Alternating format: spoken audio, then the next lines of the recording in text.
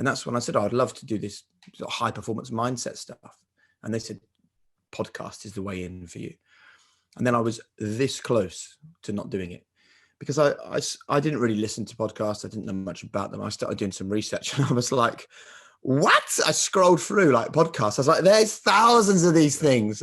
And suddenly, just as I thought about podcasts, I started to try and learn as much as I could about them and the way they work and what makes them successful. And I suddenly almost daily, far more famous and successful people than me were announcing, I'm doing a podcast. I'm doing a podcast. I'm doing a podcast. And I thought, nah, man, I'm not bothering with this.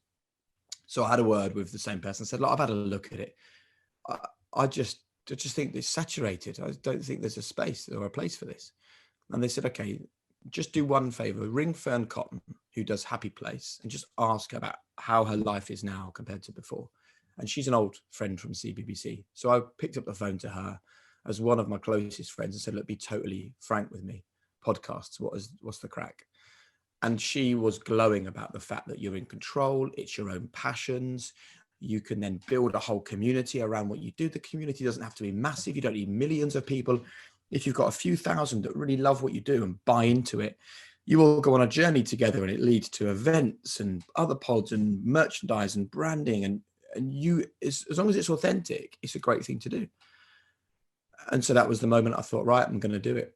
But I still had concerns that people would look at me and not understand why I should be a high performance person.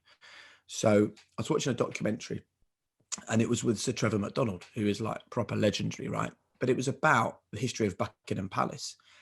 And I didn't buy it because I was watching it thinking, I'm not sure Sir Trevor is a historian.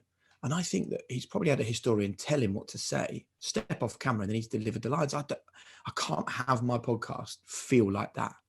So I was at Norwich City and there was a guy called Damien Hughes doing a presentation to the Norwich City first team. And I'm quite good mates with Stuart Webber, who's the sporting director there. And he asked me, do you want to come along, sit in the back of the room? It's really for the players and their mindset, but you might like it.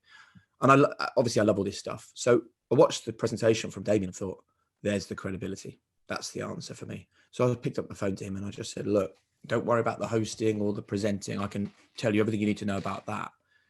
Would you consider doing this?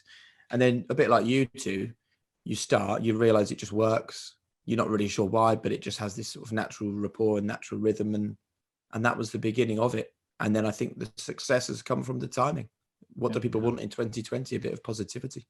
Absolutely, yeah, and it's been hugely successful. And how's it going? I mean, how is the audience, and you know, where are you with it in terms of your reach?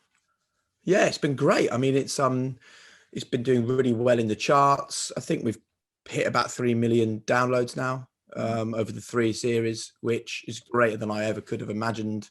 But what I want this to be is the community that I mentioned a moment ago. What I don't want people just to have a little listen and go, yeah, that was kind of all right. I genuinely want this to be real. I want to have a proper impact with people. So I can't wait until lockdown is over and we can actually get people and we can all be in the same room. And the other thing that I'm excited about is that high performance, and the reason why I think it works, is that there's nothing in life that's successful that isn't high performance.